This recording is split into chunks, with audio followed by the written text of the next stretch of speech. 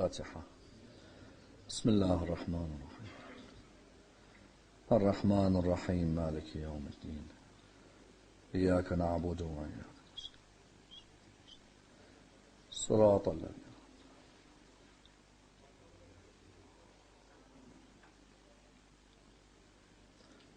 Brothers, one final request, just to come a bit closer to the front for those who are coming in.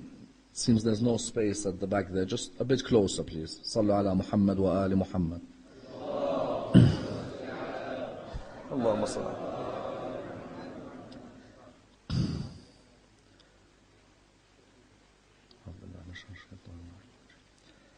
بسم الله الرحمن الرحيم. الحمد لله رب العالمين، والصلاة والسلام على سيدنا وعظيمنا وحبيب قلوبنا وشفيع نفوسنا أبي القاسم محمد. اللهم صل على محمد وآل محمد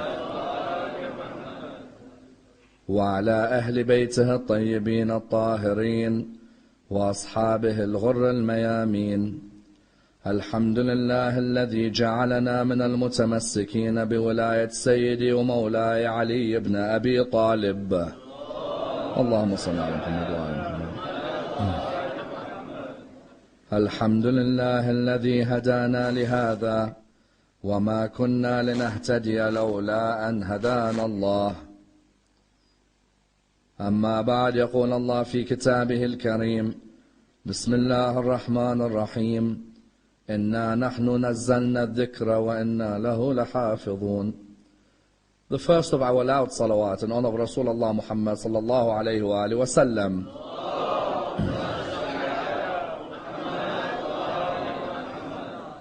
The second in honor of Amir al-Mu'mineen Ali ibn Abi Talib. Allahumma salli ala Muhammad wa ali Muhammad. The third with your loudest voices in honor of the Imam of our time, Imam Sahib al-Asr wal-Zaman.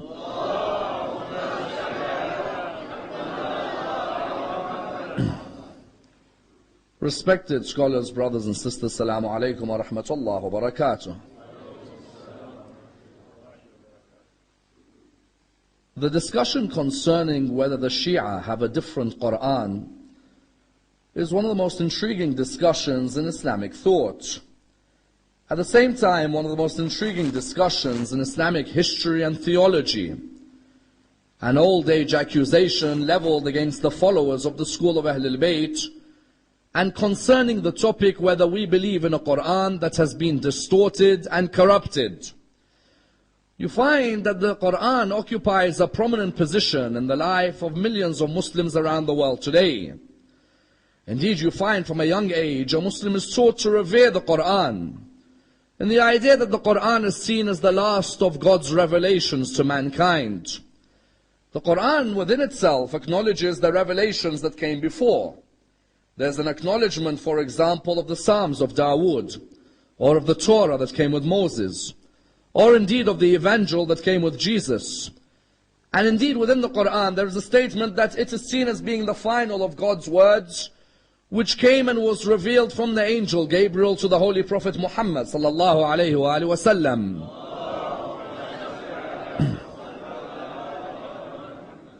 And indeed the discussion concerning the Quran has become a discussion of the utmost importance in the last 10 years especially, which affects the lives of each and every human being. Because ever since September the 11th, you found many more people were now intrigued to see what was the worldview discussed within the Quran. Many more people were now asking what was the theology espoused within the chapters of the Quran. Many had now seen people who had come, who were now speaking in the name of the Quran, and were now very intrigued to see what is the ideology that the Quran sought to promote. And it was only a few years ago that we found a pastor in Florida who was encouraging people to burn the Quran. In other words, the sense of understanding of the Quran in the past 10 years has continued to increase. Maybe 50, 100 years ago, there weren't many discussions on the Quran. Whereas today you find, whether you're in America or in Africa, whether you're in Europe or in, for example, Australasia, you'll find that there are many discussions concerning the importance of the Quran. In the same way that the non-Muslim seeks to have an understanding of the Quran, you find unfortunately that there are many misinterpretations and misconceptions concerning the position of the Quran in the school of Ahlul Bayt. For now over 1,000 years, the Shia have continuously been accused of having a different Quran from all other Muslims. As in, if you go to Saudi Arabia today, you'll find that this is actually preached from the pulpit. That the Quran of the Shia is a Quran which has 3 chapters more than the Quran of every Muslim in the world today. That while every Muslim in the world today has 114 surahs, the Shia have their own Quran, and that Quran has 117 surahs, and that of those 117 surahs, there is a surah called Surah Al-Wilaya. Listen, I don't know how many of you have picked up a Quran and seen this surah, but you find that this accusation is there, that there is a surah called Surah Al-Wilaya, and that this surah highlights that the Shia have a completely different Quran. And indeed, this is something very sad, yet something which has to be examined. That is it true that we believe in a Quran which is different from other Muslims? Is it true that we believe in the tahrif of the Quran? Meaning that we believe in a distorted version of the Quran. In the same way the Quran in chapter 4 says that the Jews had a distorted version of their books. Do we also believe in the tahrif of the Quran? As in, do our ulama say the Quran that's with us today is not the real Quran, but rather there's another Quran which existed? Let's dissect this tonight in order that we're able to remove the misconceptions surrounding tahrif al-Quran and whether the Shia believe in a different Quran. And I'd like to do this in a number of stages. Number one, how important is it that we learn not to accuse each other or as Muslims of beliefs and rather look at each other's heritage in order that misconceptions are removed? Number two, how did Jalal ad-Din al-Suyuti prove that if any school in Islam believed in there being a different Quran with different chapters, it certainly was not ours and it was someone else? Number three, the book Fasl al-Khitab of Mirza Nouri.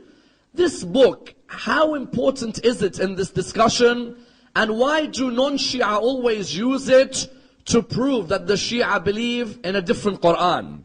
Number four, what do our great scholars say from the time of the 3rd century until the 21st century concerning our belief in the Quran that is with us until today? Number five, how can the Imams of Ahlul Bayt prove that the Quran which we use today is the same Quran which was with the Prophet? And number six, is there a type of tahrif we believe in? And what is this type of tahrif that we believe in? And how do we understand it today? Let's dissect these 6 points and analyze this discussion in complete depth. When we come to the first area of this discussion, there's a fundamental area to be understood. What is it? It is vital that us as Muslims understand the flavor of discussion. What do we mean? We mean that one of the greatest diseases that can ever affect a society is when one group of people put accusations against another group. As in all walks of life, be it in your social life or be it in your discussions with people of other religions, when you make accusations which are unwarranted against another group of people, without having come to those people and sat down with them, then you could be part of the makeup of the destruction of a community. Accusations are a disease without a shadow of doubt. And that's why, what is a disease? A disease is that which will eventually spread unless someone stops it. As in a disease, once it comes into your body, as soon as you know there's a disease within your body, what do you want to do with that disease? You want to stop it straight away. Likewise, when we see accusations in our history of one Muslim school against another, that is a disease in our communities. Why? Because it's unfair that I as a Shia accuse my Sunni brothers of a belief without reading their books, without understanding their heritage, without asking their scholars. As in, imagine today, I'm sitting with my Shia friend in the mosque, and he comes to me and he says, did you hear the Sunnis believe in this concept? I said to him, seriously? He's like, yes. I'm like, I can't believe it. Not that concept. He's like, yes, it's in all their books. I have only heard. Have I seen? No, I haven't. Someone came and told me this. I end up bringing up my children on this belief, and they bring up their future children on that belief. And before you know it, I have insulted over 100, 200, 300 years worth of Islamic history. You find likewise, on the other hand, if a Sunni hears a belief about a Shia, you'll see him saying, do they really believe in that? Yes, they do. I read it in their books. No way. The Shia have that belief, and he goes and brings up his family on it, and his family brings up their family on it. And before you know it, what do you build? You build a society of hatred, isn't it? It doesn't become a society of open-mindedness. It becomes a society on speculation. Because what happens is, a misconception has a child. What's the child called? Stereotyping. And stereotyping has a child. What's that called? Prejudice. These are all children, aren't they? One feeds off the other. Misconception has stereotyping. Stereotyping has prejudice. We then begin to prejudge each other. That's why the Quran sets an ethos for us. What was it? Surah 49, verse number 6, sets an ethos for us of the utmost importance that we apply in our lives today as Muslims. What is it? Bismillah ar-Rahman ar-Rahim. Ya ayyuha alladhina amanu. In ja'akum fasiqun binaba'in fatabayyanu. An tusibu qawman bijahalatin fatusbihu ala ma fa'altum nadimin. O you who believe, when an evil man comes to you with news, verify the news. Otherwise, you will put a whole nation on the accusation of ignorance and then later regret what you've done. Isn't it? When someone comes to me with a piece of news about a school in Islam, about the Maliki school, about the Hanbali school, even about the Wahhabi school, if someone comes to me with a piece of news, is my role to simply say, oh, is that it? Okay, that's it. I'm going to tell the whole community. Or is it for me to say, hold on. They've got their literature. Let me go and read their literature. And also, do they have scholars in our city, in Nairobi? Do they have scholars? Do they have scholars in London? Do they have scholars in, for example, Lebanon? Let me go and ask their scholar and play devil's advocate, for example. I'll go to one of their scholars and I'll say, Maulana, I heard this about your belief. Is this true or no? The Quran set an ethical ethos for us. What is it? O you who believe, when a fasiq, notice how the Quran says when a fasiq, because the troublemakers are always these types of people, isn't it? They don't want Muslims to come together, never. They'll pay millions to destroy the reputation of a school in the religion of Islam. And when I say millions, maybe I'm even wrong. I think I'm actually wrong. I would say billions to destroy the reputation of a school in Islam. And would you believe this is what Rasulullah warned us? Because even in his own time and after him, there were so many who forged about the religion of Islam. I remember Faraj ibn Abi Maryam al-Marwazi. Faraj, one day someone said to him, Faraj, you narrate from Ibn Abbas and you narrate from Akrama. You narrate all of these hadiths about the benefits of the surahs of the Quran. How is it that you got access to all of these hadiths about the benefits of the surahs of the Quran? Because you know what Faraj used to do? You give him a surah, he says, I heard this hadith, that hadith, this hadith, that hadith, this hadith, that hadith. So they used to say to him, how did you gain all of this? He said, to tell you the honest truth, I saw too many people talking about the fiqh of Abu Hanifa. And I saw many people talking about the maghazi of Ibn Ishaq. And I felt they were neglecting the Quran. So I started to make up hadiths so people start respecting the Quran more. What do you mean start making up hadiths? He's like, yes, people were talking about fiqh too much. And people were talking about history too much. So I thought, let me add a couple of hadiths about the Quran. For example, whoever recites Surah Al-Fajr, he will have the biggest house in dunya. Someone believes in this and he goes ahead. Whoever recites Surah Al-Falaq, he will have 100 million horses in Akhirah. Someone recites this and he believes in it. You find Faraj, what did he say? He said, I just made up these things because people were looking at the fiqh of Abu Hanifa and the maghazi of Ibn Ishaq too much. Even the famous atheist Ibn Abi al-Awja, the famous atheist Ibn Abi al-Awja was in the middle of Muslim circles. Subhanallah, sometimes the troublemaker isn't a Muslim, but he's in the middle of Muslim circles. Ibn Abi al-Awja was in the middle of Muslim circles when the governor of Kufa caught him knowing that he was fabricating lies against other Muslims, he told the governor of Kufa as he was about to be sentenced to death, he said, listen, I don't care. I've fabricated more than 4,000 traditions about your religion. I made people do halal, what was haram. And I made people do haram, what was halal.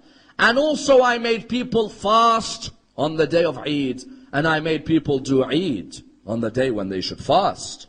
You find that there was a tradition, unfortunately, in early Islam, where people would be willing to accuse other Muslim groups. People would be willing to make scandalous lies, not only about Islam, but about the Muslims as well. And that's why I tell you, this whole myth of the Shia having a different Quran, this myth is not something which the banks began today. No, the bank industry for this myth, it began from the time of Fadl bin Shadhan in the 3rd century when he wrote Al-Idah. In the Idah he had to reply that we the Shia do not believe in a different Quran. From that day, the industry of pay me and I will accuse the Shia, it was there from that day. And I tell you, no country on this earth has spent as much on this myth about Shia having a different Quran like Saudi Arabia. No country. And I hope my words are clear as well, so that we don't beat around the bush. Let the world know. No country has ever talked about or spoken about the Shia having a different Quran than Saudi Arabia. If you want to know who funded Pakistan when they got all of these scholars, you find out one person, he was nothing 2 weeks ago, then he becomes a mufti. And he's writing me books, the Shia, distortion of the Quran. The Shia have a different Quran. The Shia have different surahs of the Quran. Wallah, all of it comes from the ambassadors of Saudi Arabia. The Saudis will come, open checkbook. The moment they notice there is someone who's trying to bring Muslims together, open checkbook. Listen, attack the Shia. Ihsan, what was the name of that one in the 70s? Ihsan Dahiri. And you had another one, and you had hundreds of them. These puppets get paid every day by Saudi Arabia. Who do they attack? Wallah, nobody but the Shia. Find a way of attacking their Shia. And their main point of attack is what? Is the Quran. Because they know when this innocent Indonesian or the innocent Bangladeshi comes for Hajj, these people don't know what the Shia are. Bangladesh, Indonesia, yes, Pakistan, India, Lebanon, Syria, no Shia.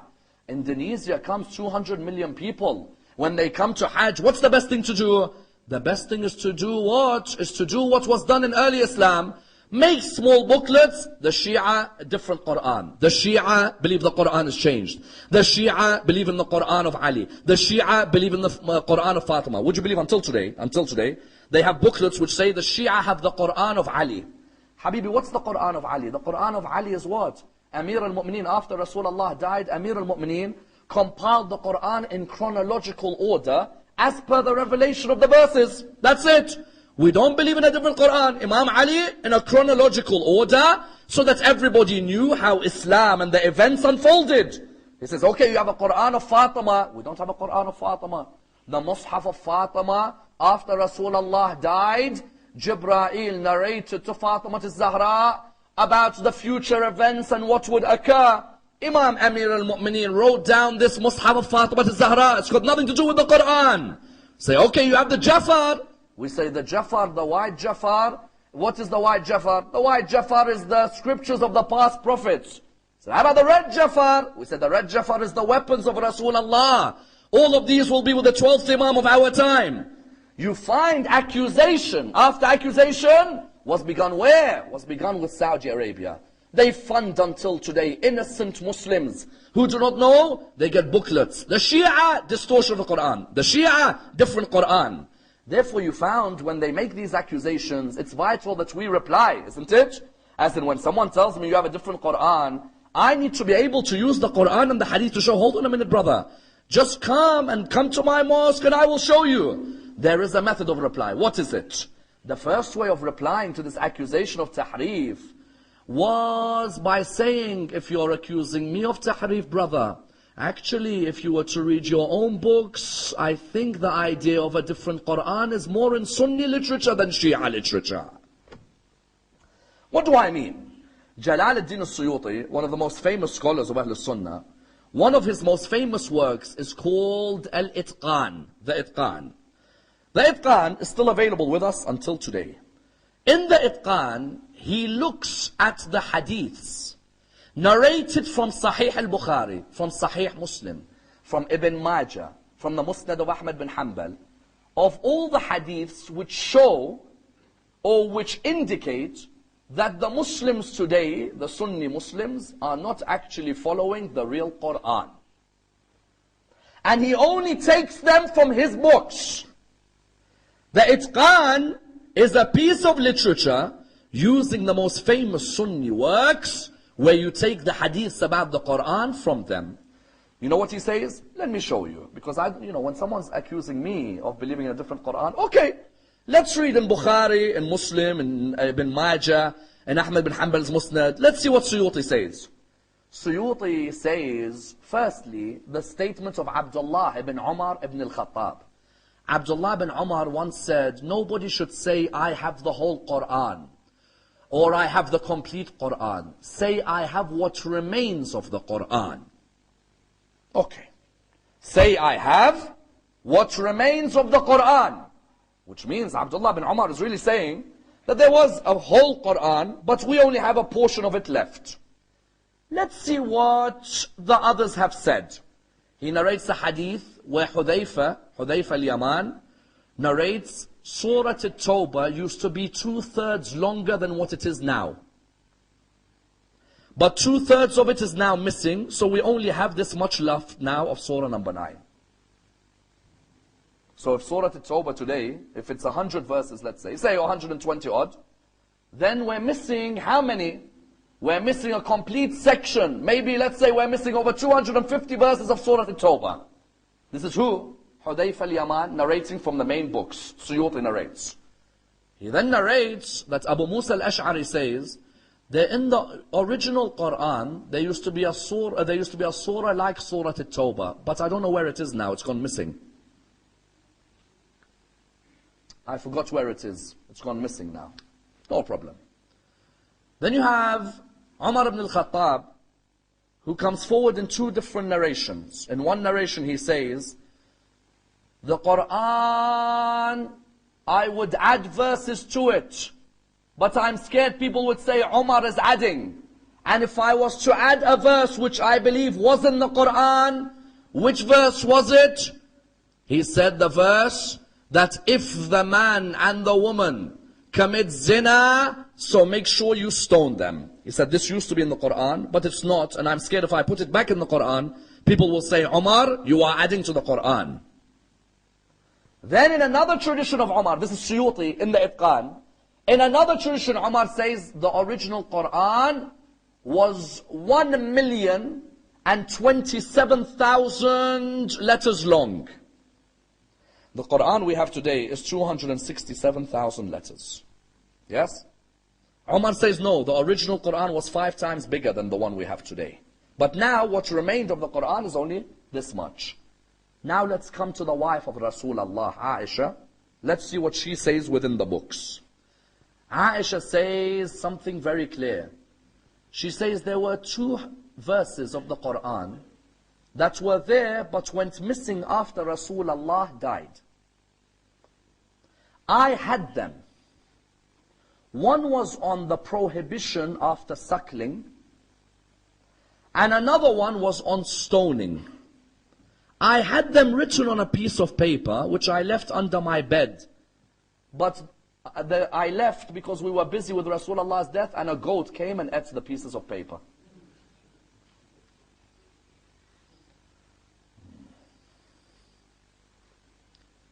This is narrated where? Suyuti gets it from Ibn Majah. 6 Sahih books. Bukhari, Muslim, Tirmidhi, Nasa'i, Ibn Dawud, and Abu Dawud and Ibn Majah. You find that Aisha says there were 2 verses which were in the original Quran. These 2 verses which were in the original Quran, they were under my bed. I went out, the goat came and ate them. Now we don't have these 2 verses. I ask, brothers and sisters, I'm the one who believes in a different Quran? Me? They put it under the title An-Naskh wa Tilawa. They say there is abrogation of the recitals. But hold on. The Quran you're giving me the impression of is not the Quran I have with me today.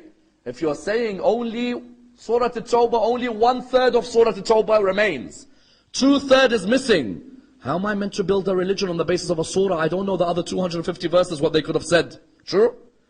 If you're telling me there were 2 verses which were in the Quran, but a goat ate them, Allah can't protect His Quran from a goat?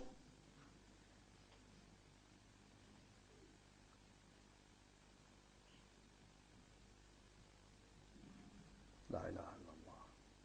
Yani with all of these narrations, not one scholar of Al-Muhammad said the Sunnis believe in a different Quran. Not one. Not Shaykh al-Saduq, not Shaykh al-Mufid, not Allam al-Hilli, not Sayyid al-Murtada, not Shaheed al-Awwal, not Shaheed al-Thani. None of our ulama stooped low to say, look, we have these hadiths. Ahlul Sunnah therefore have a different Quran. Never. Our ulama, with all their class and integrity, you know what they said? Our ulama said, ask Ahlul Sunnah's ulama, that do they believe the Quran with us today is the same Quran as with Rasulullah? Do they believe that? If they say they do, then that's it. These hadiths must be unreliable and we respect our Sunni brothers and the Quran. That's it? Look at these hadiths. A couple of verses have been eaten by a goat. And someone else says 5 times the Quran is missing. I could easily say, look at the Sunni world. They believe in a completely different Quran. But no. If I speak to any of the ulama of Ahlul Sunnah in the 21st century today, I go to a local mosque here in Nairobi. I've been told there's a number of mosques here.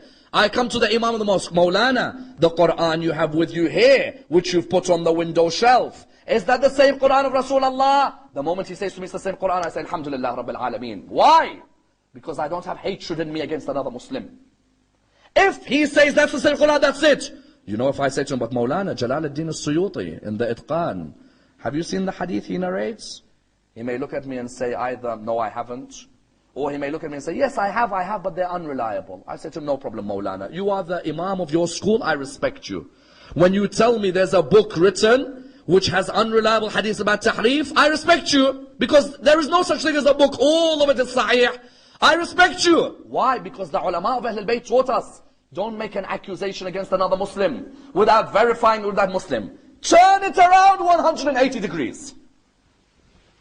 One book, Faslul Khitab, the same book Saudi Arabia uses every year to quote how we have hadiths about there being a different Quran. Every year they say, but how about Faslul Khitab? How about Faslul Khitab? Faslul Khitab on the first level. Mirza Nouri takes a chapter where he looks at the hadiths of Ahlul Sunnah on tahrif of the Quran.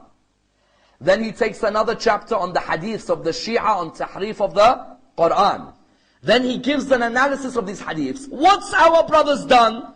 They've taken the chapter of the Shia where there's a possible implying of tahrif, and they've said, look, the Shia have a book where they have a chapter on tahrif. That's it, all the Shia believe in. You see what I'm saying? It's like today someone taking my lecture, they take a portion of the lecture out of context. You know our communities, they normally do that in Muharram. What happens is, they take a portion of the lecture out of context. And what they do, they spread it everywhere. They say, look what he's saying. Isn't it? I'm sure you've come across such things. Likewise, with Fasl al-Khatab done exactly the same. He takes a chapter, he says, look, the Shia believe in such a thing. That's number 1. Number 2, Fasl al-Khatab. Is it our book of Aqidah? As in Fasl al-Khatab, is that the book we all rely on for our beliefs? As in the whole Shia world, when it comes to their Aqidah, they use Fasl al-Khatab? I guarantee you, in this audience today, 99% of people haven't heard of Fasl al-Khatab. You're telling me Fasl al-Khatab, Habibi, because there is one book which has this, that means that the whole of the Shia believe in this? It's like me now going to Bukhari and saying every member of Ahlul Sunnah believes in everything in Bukhari. I'm telling you, there's a hadith in Bukhari.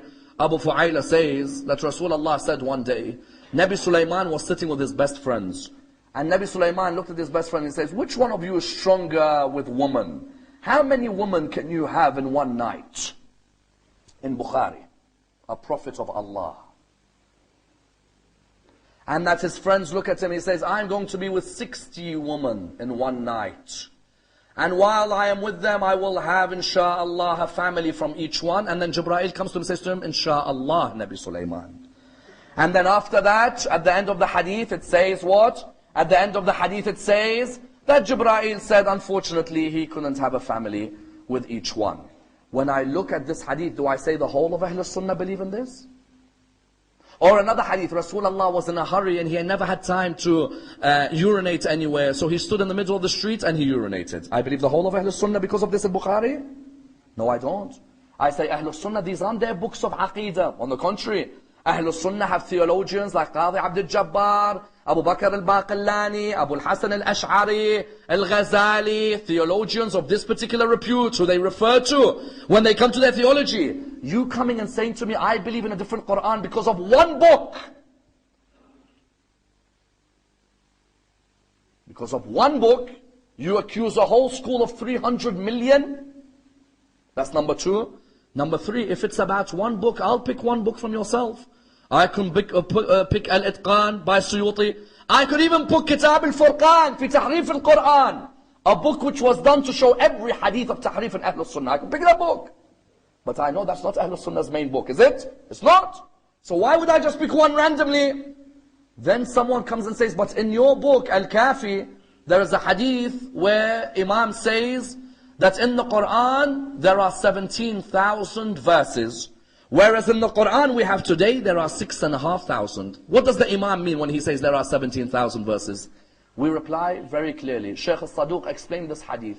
Shaykh al-Saduq says when an Imam says there are 17,000 verses in the Quran, it means if you got the verses of the Quran with their tafsir under them, it would come to 17,000. Not just the verses by themselves. The verses by themselves are 6,500. But imagine next to each verse, there's a tafsir. And you add all the words together, it would come to 17,000. Then they came back with another accusation. You have books of tafsir, like for example, Tafsir al-Qummi. One of our classic books of tafsir. They say, in Tafsir al-Qummi, he says that the Quran we have with us today is not the real Quran. You say to them, hold on, where? Normally when we look at Tafsir al-Qummi or Ayashi, we look at each hadith individually related to the tafsir. When you come to Tafsir al-Qummi, they say, look at Tafsir al-Qummi. There is a verse in the Quran, كُنْتُمْ خَيْرَ أُمَّةً أَخْرَجَتْ لِلنَّاسِ تَأْمُرُونَ بِالْمَعْرُوفِ وَتَنْهَوْنَ عَنِ الْمُنْكَرِ. You were the greatest ummah that was sent to mankind. You enjoin the good, you forbid the evil. They said, your ulama changed this verse. Say, how did our ulama change this verse? They said, your ulama changed it so it would become كُنْتُمْ خَيْرَ أَئِمَّةً. What does the verse originally say? كُنْتُمْ خَيْرَ ummah. They said, your ulama wanted to include the imam, so they said, كُنْتُمْ خَيْرَ أَئِمَّةً. We reply by saying, did we say a'imma is the word in the Quran or was it in brackets as the tafsir? There's a point here. Have you read sometimes in the translation of people like Yusuf Ali, in the translation, isn't there brackets next to a word which gives you the meaning, isn't it? There's brackets. Do you say that what's in those brackets is the real Quran, or do you say that's him giving interpretation in brackets, isn't it? Likewise, when we have Tafsir al-Qummi, if Qummi has written A'imma next to Ummah, it doesn't mean he believes A'imma is in the Quran. It means he believes the tafsir of Kuntum Khayra Ummah means you were the best Imam sent to mankind. In brackets, not in the real Quran. You give them one explanation after another, after another, after another, until at the end they'll still continue saying, no, you Shia have a different Quran. Then this is the last explanation. Go to all our ulama from the 3rd century until today. Every single one of them says, whoever says and is a Shia that we have a different Quran is a liar. Fadl bin Shadan in the Idah in the 3rd century, he says that. Shaykh al-Saduq says that. Says whoever says that we have a different Quran, and even if he's a Shia and he says we have a different Quran, he's a liar. We have the same Quran that came with us from Rasulullah. Then you have Shaykh al-Mufid, then you have Shaykh al-Tusi. You have all of them, and then even later on, if you go to, for example, Shaykh Muhammad Jawad Balaghi in Ala al-Rahman, Shaykh Muhammad Jawad Balaghi gives you a fundamental analysis of how those so-called Shia who said we have a different Quran, they were either extremists, or they were liars, or the hadiths were weak. Even he discusses Fasl al-Khatab in his work. You go to Sayyid Hadi al-Milani, he has Tahrif al-Quran, a full analysis. You go to Marhum Sayyid al-Khu'i, may Allah bless his soul. Sayyid al-Khu'i has a complete analysis where he shows that there is no such thing in the school of Ahlul Bayt that we believe in a different Quran, or that we put new words to the Quran. And even in the book of Sayyid al-Khu'i, which is available in English, I ask all of you to read it in English. It's called the Proglomena to the Quran. It's available today in English. Read it. Sayyid al-Khou'i proves very clearly that we have never believed in tahrif of the Quran and the idea that we believe in a different Quran with extra surahs, and that there's an interpretation for every hadith that has come. Therefore, before you come and accuse our school, first come to our ulama. Aren't our ulama the representatives of our madhab? Ask Tusi, ask Mufid, ask Hilli, ask all of them. All of them say that the same Quran Rasulullah had given us, the same Quran is with us until today. Not when I look at a hadith I accuse the whole school. No, on the contrary. I have to ask the scholars, then come to a conclusion. And that's why the school of Ahlul Bayt, what does it say? It says, the Quran itself says, Bismillah ar-Rahman ar-Rahim, in chapter 15, verse number 9, إِنَّا نَحْنُ نَزَّلْنَا الذِّكْرَ وَإِنَّا لَهُ لَحَافِظُونَ. We have sent down this Quran, this reminder, and we will be its protectors. Allah says, I have sent the Quran, I will protect it. There is no way someone will add to this book. There's no way someone will subtract. I have sent down the Quran, and I will be its protector. Someone came with an interesting argument outside of Islam when looking at this debate. Someone said, this argument is cyclical. I said, what do you mean? He said, if Allah subhanahu wa ta'ala says, as you claim, I have sent down the Quran and I will protect it, how do I know this wasn't something you guys put into the Quran later? He said, that how do I know that you didn't put this verse in to protect the shortfalls of the Quran? Because he said, what will happen? It will become cyclical, isn't it? It becomes a cyclical argument then. I say the Quran can't be changed. We make up this verse. I say it can't be changed. This verse comes back. It becomes cyclical. We reply, how do we know as Shia, that this Quran is the same Quran that came with us from Rasulullah? How do we know? The clearest proof that we have is the ijma', the consensus of the Imams of Ahlul Bayt when they use the Quran for their proofs. This is a fundamental point. Fundamental. When an Imam of Ahlul Bayt firstly says to you, this Quran is the Quran that has come from my grandfather Rasulullah, that's proof number one. Number two, when an Imam of Ahlul Bayt uses the Quran from that time to prove a particular concept, it means that was the same Quran that we have with us until today, isn't it? Imagine an Imam wants to prove to you a legal concept. If the Imam is using the Quran from that time, that means the Imam is saying there's been no changes to the Quran. It's exactly the same Quran I got from Rasulullah. Imam al-Sadiq, Imam al-Baqir lived how many years after Rasulullah? They only lived 40 years after Rasulullah. When Imam al-Baqir gives you a law from the Quran, Imam al-Baqir is therefore saying to you, that Quran which came to me from my grandfather Rasulullah, I am giving you laws on the basis of knowing that nothing has been changed in that Quran. The same Quran every Muslim is using, Imam al-Baqir and Imam al-Sadiq were using as well. Number three, if the Quran we have today, or if the Quran we have today has been changed, Imam al-Sadiq wouldn't say, whenever you get a hadith from us, always put it alongside the Quran. If the Quran has been changed, Imam al-Sadiq would think twice about saying such a thing. Because Imam al-Sadiq would worry that the Quran would change. You can't put a hadith alongside the Quran. But the Imams of Ahlul Bayt were confident. Whenever you see any hadith and you're unsure whether it is true or not, place it alongside the principles of the Quran. If it places alongside the principles, then it is reliable. If it doesn't place alongside the principles, then it's not. For an Imam to say something like this means he's 100% certain that the Quran from his grandfather Rasulullah will continue for every ummah after him as well. Will continue as a source of guidance for every ummah. Therefore, those who came and said that the Shia believe in a different Quran, no. Our Imam said we believe in the same Quran. Our Imam said there's been no changes to the Quran. Our Imams proved many concepts from the Quran. And our Imam said when you see a hadith, place it against the Quran, highlighting that Quran will not be changed, it will remain the same. Then someone asked the question, so do the Shia completely deny all forms of distortion? No. There are some forms of distortion of the Quran we believe in. What do we mean? The word tahrif has a number of meanings. The first meaning is adding to the Quran chapters or removing chapters from the Quran. No, that meaning we don't believe in. But there's a second meaning to tahrif. What is it? A second meaning to tahrif is changing the tafsir of an ayah of the Quran. That meaning we believe in. What do we mean? We mean, yes, the Quran between the two chapters, between the two covers, is the same Quran that came to us from Rasulullah. But the tafsir of some verses definitely was changed. That there's no doubt. The Quran we have with us today, you open any Quran, and you know what the irony of ironies is? When you go to any Shia mosque, so-called Shia mosque, when you enter, the Quran is made in Saudi Arabia. How am I having a different Quran if it's made in your country? The Quran, when I open it, it's the same Quran between two covers. Do we agree? I don't believe there's been any tahrif done between the two covers. But there's definitely been changes done to the tafsir of the verses. Verses which came down on certain personalities, later on you give a bribe to someone under the table, he'll tell you that verse wasn't revealed about these people. That verse was revealed about someone else. That we definitely believe happened. Let me give you an example.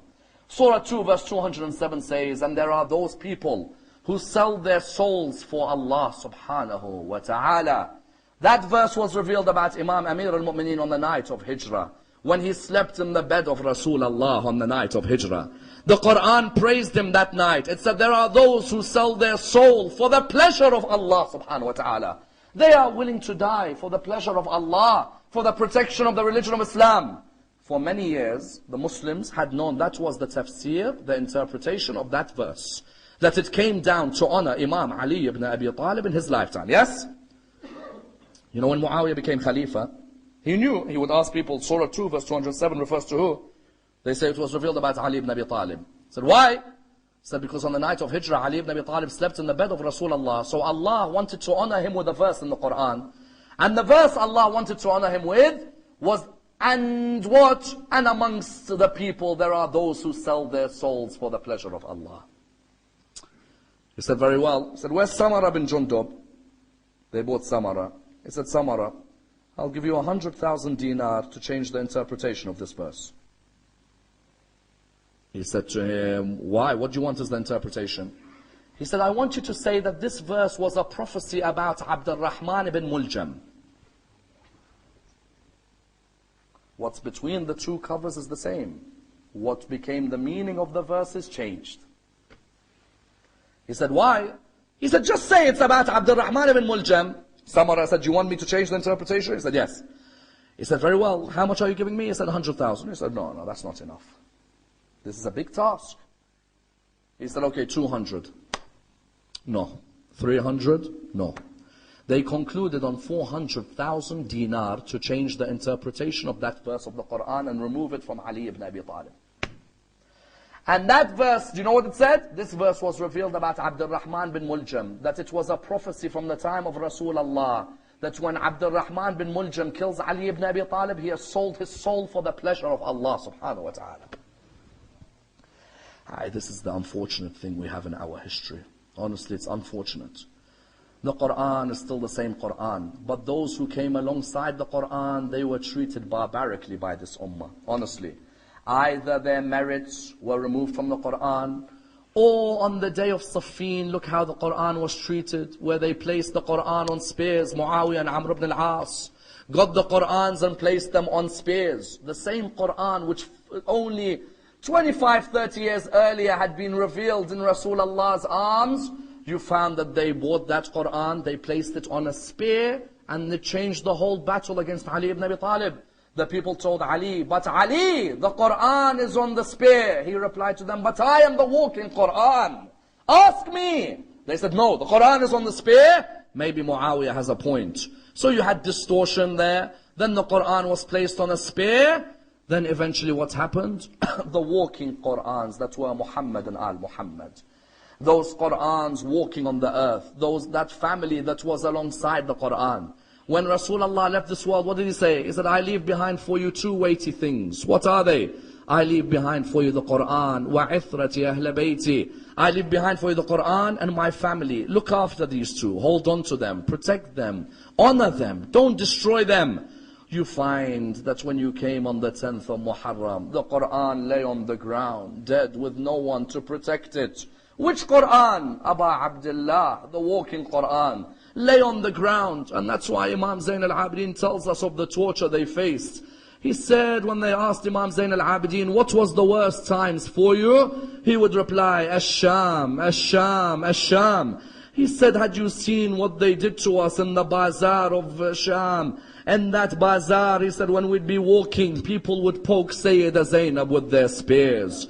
People would throw boiling water on my turban when I would be walking. And he said, then a man came towards me and he began to insult me. And he looked at me and he said to me, are you those people who are the rebels from Karbala? He said, I looked at him and I said to him, yes, we have come. He said, may Allah curse you and curse your father. When he heard this, Imam Zain al-Abidin looked at him and he used the Quran. He said to him, oh man, have you read the Quran? He said to him, yes, I have. He said, have you read the verse in the Quran? قُلْ لَا أَسْأَلُكُمْ عَلَيْهِ أَجْرًا إِلَّا الْمَوَدَّةَ فِي الْقُرْبَى. I ask from you nothing except love for my family. He said, yes. He said, have you read the verse in the Quran? إِنَّمَا يُرِيدُ اللَّهُ لِيُذْهِبَ عَنْكُمُ الرِّجْسَ أَهْلَ الْبَيْتِ وَيُطَهِّرَكُمْ تَطْهِيرًا. He said, yes, I have. He said, have you read the verse in the Quran? وَاعْلَمُوا أَنَّمَا غَنِمْتُم مِّن شَيْءٍ فَأَنَّ لِلَّهِ خُمُسَهُ وَلِلرَّسُولِ وَلِلْقُرْبَى. I said, yes, I have. He said, do you know who these verses were revealed about?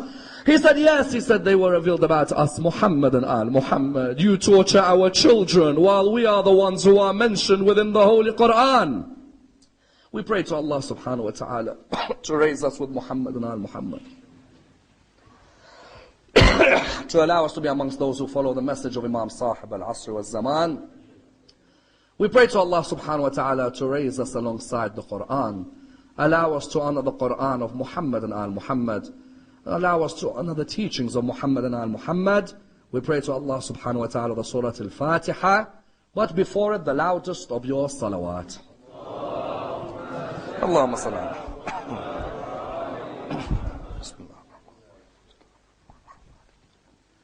إياك نعبد وإياك نستعين صراط الذين أنعمت عليهم